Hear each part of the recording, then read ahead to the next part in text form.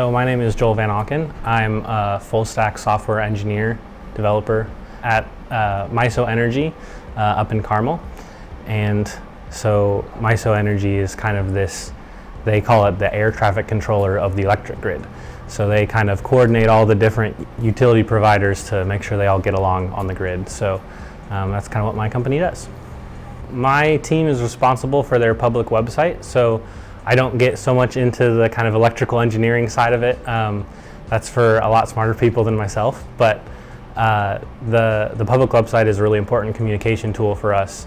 As an organization that is responsible for such a critical piece of the infrastructure here, it's important that people kind of are aware of what's going on and any kind of alerts or anything that happens. So the public website is one of the main tools that my company uses to get that information out. So a day in the life for me is kind of, we have a board of tasks that we kind of need to accomplish, and these tasks are prioritized by our stakeholders and the kind of the main users of our website, the things that they want to see, the improvements that they want to see. And then our product owner also is doing some, I guess you would call it market analysis. I call it looking at the other ISO's websites to see what's cool, and kind of figuring out how that kind of cool chart or that cool, graphic or whatever it may be kind of fits into MISO's website. And so we kind of try to replicate that, and then of course bring the functionality and the usability that our stakeholders expect from us. So the website that I work on is primarily developed in C#, and it's kind of a .NET core stack. And then we also get a little bit into React and some of those other kind of front-end technologies. Along with the public website, we also have a whole bunch of kind of ancillary websites that we maintain. A lot of these are for internal MISO users, and some of them are for customers, like external customers that need to interface in a different way than the public website. And so those we've switched over to using Blazor, which is a really fantastic front-end C# technology that I'm a huge proponent for, so shameless plug there. But yeah, so mostly C# and a little bit of React, and that, of course, the JavaScript, HTML, all that kind of stuff as well. A lot of people my age, video games, of course. Growing up playing video games, I wanted to kind of see how they worked and get into developing them myself. And that kind of led into the discovery of computer science and coding, and I took a couple of coding classes in high school, and those coding classes I was very fortunate enough to be able to kind of self-direct because I seemed to have a knack for it. So my teacher was kind of let me kind of build my own curriculum for those classes, which was awesome. And so I kind of focused on the video game side of things. And then, getting into, I went to Purdue, and getting into the computer science program there was really awesome, and kind of realizing that the video game industry is such a small niche, and it's so competitive and difficult to break into, of course. But I really found a love for even just programming in general and developing anything that, of course the video games is that really shiny, flashy product that you can create and play with, but being able to, essentially write text into Notepad basically and click play and it does something almost immediately was such a, I don't know, just I don't want to say addiction. It wasn't an addiction, but it was very good high that you get from it, and having that immediate feedback of you write something, you run it, and it does something, and it does what you expect, or maybe it doesn't. But that kind of super fast iteration cycle was really, encouraging to me and fulfilling for me. So yeah, getting that kind of feedback kind of drew me into programming in general, even outside of the video games. The first program that I ever wrote was in Batch script, which is super old and I mean, still useful, but just not really prevalent anymore. And it was actually one of my older brother's friends who kind of introduced me to this, and he was kind of showing me this almost like a choose your own adventure thing that he had written, and it was really interesting. And then, as I said, in high school I was in a couple of programming classes, and lucky enough to direct myself through that, and YouTube was such a great resource for me there that there's I think, unlike a lot of, maybe less so now, but unlike a lot of other fields, like computer science and programming in general is such an open knowledge base that you can just go online and figure it out and teach yourself, and go on YouTube and watch tutorials and stuff like that. So that was really great to be able to teach myself these things that, you know, if I was a mechanical engineer, for example, that's not necessarily something you can really learn on YouTube, and it's, you know, certainly something that you can't practice as easily as you can practice coding at home. And so that was really cool. And yeah, getting into Purdue, a lot of those professors there are great, and those courses are fantastic. And what I really learned at Purdue was in the CS program was almost like how to think. And it's hard to say that I retain a lot of like the super specific details of the languages that I learned there. I don't think I actually programmed in C# at Purdue. We learned Java, we learned C and C++, we learned assembly for some reason. But you know, it's the way that you think about things, the way that you approach problems, that I learned how to do at Purdue. And then of course I learned how to Google, which is arguably the most important skill that a programmer can have, is how to Google appropriately. TechPoint was a big part of my journey. I saw this really, I remember it so vividly, this really tall banner at the CS Career Fair for the extern program, and it was the thing that stuck out to me most was the advertisement of like essentially mass interviewing with companies. And as a freshman, you know, I know that the likelihood of me getting an internship is pretty low, and you know, I have to do the work of you know, talking to all these different companies and proving myself over and over and over again. And this idea of like a mass interview kind of situation was appealing to me, especially as a freshman, to kind of get through that as quickly as possible and break into the industry and get a job on my resume, so that way I can get better jobs easier in the future. And so I didn't get an externship freshman year, unfortunately, but I did come back, and I was persistent, and I got into that program a couple years later, and yeah, it was great. My internship through that program was awesome. The friends that I've built, I talk to several of them still, and it kind of opened my eyes to the possibility of tech in Indiana and the opportunities that are here. And of course, everyone wants to go out to Silicon Valley, and everyone wants to work for Facebook and Google and Amazon. But seeing that there's something a little closer to home was really awesome to me. Yeah, and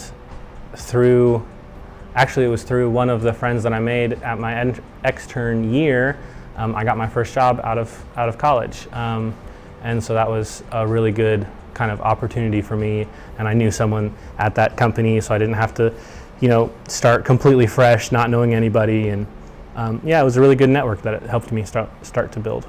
My company has some training budget that I can use, so we have resources, things like LinkedIn Learning and a Pluralsight subscription maybe. I can't remember if that's still there or not, to be honest, but things like that you can kind of stay on top of. Of course, being interested in technology and programming, all the algorithms in the world are feeding me the newest news about that.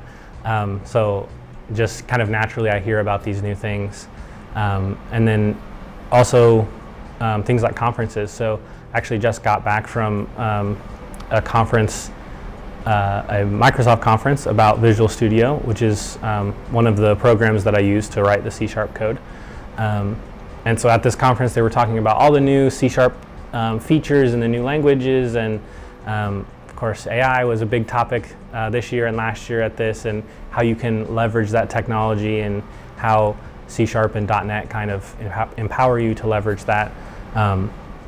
And so those conferences really are, to me, the biggest way that I can stay on top of it, because these are industry leaders that are speaking directly to me as a technical person, instead of trying to wade my way through all of the articles and all the fluff that are in the articles. And I just want to get to the nuts and bolts of it, of how do I actually use this technology in my day-to-day. I don't care about the headline. I don't care about what amazing thing it can do for someone who has 50 times the budget of my entire company for his own team or whatever, but how I can use it and stay on top of it that way, for sure. It was a big moment when kind of that generative AI was available to the masses. I think they're great tools. I know a lot of people are kind of doomsday preachers about it. I don't see it so much that way, especially using it a lot. I'm not really in fear for my job of ChatGPT taking over my job at all. But I think it's a great tool, and it's like anything else. It's like Google. It's like Stack Overflow. It's like it's like going on to GitHub and looking at a public repository that is similar to something you're doing and seeing how they solved some problem. I use all of these things, kind of equally, and having generative AI there to kind of walk me through something, I find it as a good thing. I don't lean as heavily on it as some other people that I know, and mostly it's just because right now I don't find it that much easier to fix what any kind of large language model spits out. It's going to make mistakes and things like that, and I've really tried to keep myself careful about not just typing in a question and copying and pasting the output, because then you have to spend half an hour fixing the output because it's broken for some reason or whatever.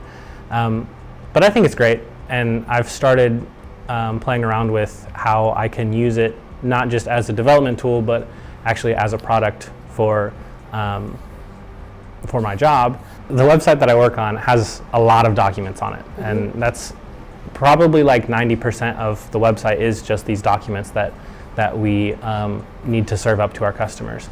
And so I've started to mess around with this kind of like chat with documents idea that has been floating around, and being the public kind of section of my company, it makes it very easy for me, because there's not a whole lot of restrictions around what I can and can't feed into these things.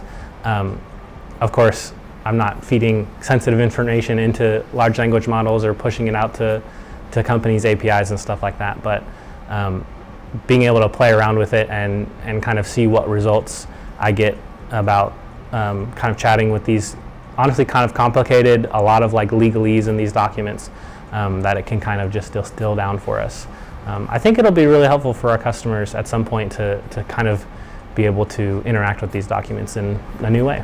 I can see myself sticking around here for a long time. I think there's a lot of opportunity here, and one of the things that I was really surprised about, especially coming out of the extern program, was how many tech jobs there are in Indiana, and being able to stay close to my family, and like my brother and his wife and his 3 kids live like 2 minutes away from me, so that's awesome. And I get to see them fairly frequently, and if I moved out of the state or moved somewhere else to go work for those big headline jobs, I might miss out on that kind of family aspect of it. A lot of my friends still live here, so I think sticking around here is going to be probably my trajectory. And I think that hopping around the indie tech community is still so small that the connections that you make can really help you find new jobs and find new opportunities, and kind of figure out exactly what you want. And I'm still trying to do that a little bit myself. I'm pretty happy with the work that I do now, but of course, as my interests shift or move, trying to find that thing that really scratches the itch that got me into it. Yeah, and then hopefully, I still do my own personal projects, and I try to make games when I can and stuff like that. That kind of, really sparked that interest to keep it exciting for myself. And maybe one day I'll make a hit indie game and I'll be able to go off on my own and do my own thing. I think the tech career is great. I think, obviously I'm in it, but I think that it's accessible. I think that you can teach yourself a lot about the tools that you need. There's a lot of great university programs, of course, that can get you into it, and it pays well, and you can do it now virtually anywhere. So a lot of places, you can live wherever you want and work for who you want to work for. So those are all really great perks. However, I think it does take a very specific type of person to work in the tech industry. And I guess I should say specifically in the software development and kind of coding industry. That's my experience, so I'll speak on it. But I think that, of course, my friends that don't know how to program, they always come to me and they're like, oh, hey Joel, will you teach me how to program? I have this great idea for an app or a website or whatever, it's gonna make us rich. And they want to kind of get that experience from me, and I'm not a professor, I'm not a teacher, I don't know how to do that necessarily. But what I've found is that some of these people can pick up on it pretty easily, and some of them can't. And I think that it's really a way that you think. I think that you have to be very analytical about how you think. Computers are fantastic, amazing machines, and I always say they can do whatever you want, as long as you have the time and the money to make them do what you want. But they also do exactly what you tell them to do, and they don't do anything more or anything less than exactly what you tell them to do. So you kind of have to have this mindset of a very kind of logical, analytical, do this, do this, do this. You have to have the mindset of, given this certain situation, what are the possible inputs, what are the possible outputs? You have to think about the edge cases, you have to think about the users that will always put something that you did not ever expect into your program. How's your program going to handle that? And some people don't really. I think some people's minds just work differently than that kind of mindset. And for those people, I would say maybe not pick coding, because it is quite frustrating when your brain isn't kind of working on that track.